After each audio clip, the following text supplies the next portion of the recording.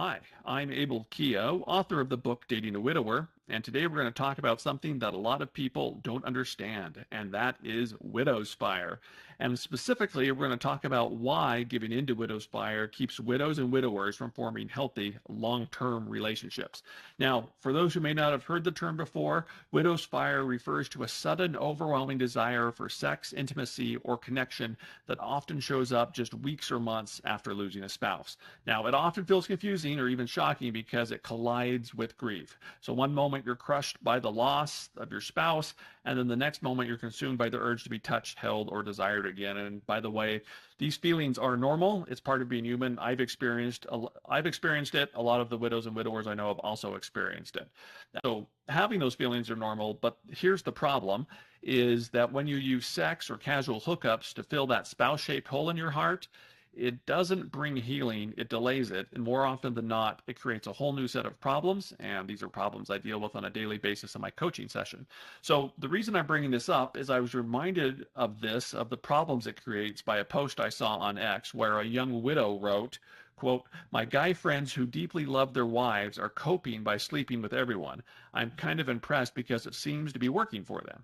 So when I read that, I replied and asked her what she meant by "it seems to be working for them." And she said, "Well, they do seem happier now, but I assume it's also a way for them to ignore what's going on." And and then after going through this thread a bit, I think her observations are actually spot on, at least her second set of observations. When you give into widow's fire, it does look like it's working for a while because it creates the illusion of happiness. But what she couldn't see, and what I see over and over again in my work with widows, widowers, and those who date them, is that giving into widow's fire doesn't bring any healing or heal anyone. In fact, it does the opposite. It complicates grief, makes future relationships harder, and leaves lots of unnecessary damage in its wake. So let me give you some examples why. So widow's fire when you give into it, it offers temporary relief, and hooking up may take the edge off your grief for a night, but it doesn't deal with the pain underneath. It's like putting a Band-Aid on a broken bone. You wake up the next morning with the same emptiness, and sometimes, the broken bone is worse because deep down you know that sex and hooking up can't bring your spouse back or repair your heart. You still have the broken bone and haven't done any work on it to fix it. Widow's fire, when you give into it, it also sabotages future relationships. It runs on impulse and short-term thinking, and by chasing that immediate high, you never give yourself the space to grieve, reflect, or do the work of moving forward.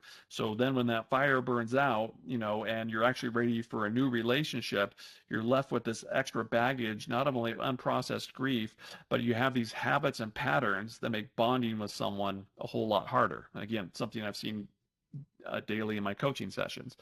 Widow's fire, when you give into it, it confuses grief with attraction. So when you're hurting, it's easy to make the relief of intimacy. It's easy to mistake the relief of intimacy for genuine love.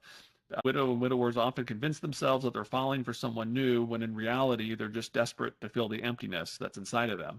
So those false starts often lead to rushed commitments, messy breakups, and even more emotional wreckage down the road. And again, I deal with a lot of the women who date widowers, and that's something that they're dealing with. I thought he loved me, but he was just looking for sex. Not great conversations to have, or at least not fun conversations to have, because again, lots of wreckage left in the wake there. Widow's fire, when you give into it, it also stunts emotional growth. So grief, as brutal as it is, can lead to strength and personal growth if you work through it.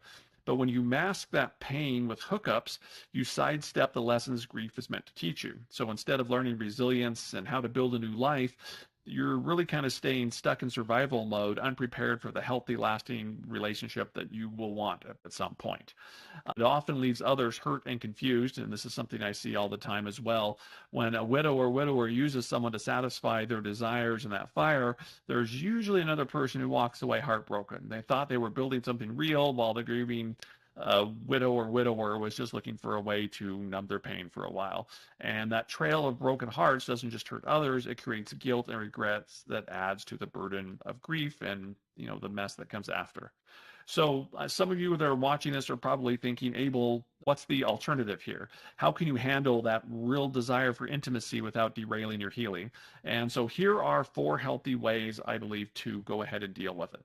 The first way is to channel that energy into physical activity. So exercise like running, cycling, lifting weights, or even walking. It just gives your body an outlet and boosts endorphins. It takes the edge off in a way that builds you up instead of tearing you down, and it keeps you active and, does all kinds of good things for you. Another way to deal with it is to spend time with friends, family, or even a support group. So when you have that connection with friends and family, it meets your need for closeness without pulling you into something that's short term and destructive. A third way to deal with it is to focus on personal growth, learn a skill, take a class, dive into a hobby you've always wanted to try. Widow's fire is your heart and body screaming for something new, so redirect that energy into building yourself up instead of burning yourself out. And then finally, go ahead and seek professional help if needed. The right grief counselor, therapist, or coach can help you sort out the emotions and desires you're feeling. Sometimes just talking through things and getting professional guidance makes the fire feel less overwhelming, and you can think of healthy ways to deal with it. Again, it's something I do in my coaching, and I know that a good therapist or grief counselor can do as well. So let me be clear on this. There's nothing wrong with wanting intimacy after a loss. That is normal. And when you have the desire for intimacy, it doesn't mean you love your spouse any less, and it doesn't make you a bad person. It just means that you're human. But what matters is how you respond to that desire. Giving in to widow's fire is no better than trying to drown your grief in alcohol, drugs, or any other temporary fix.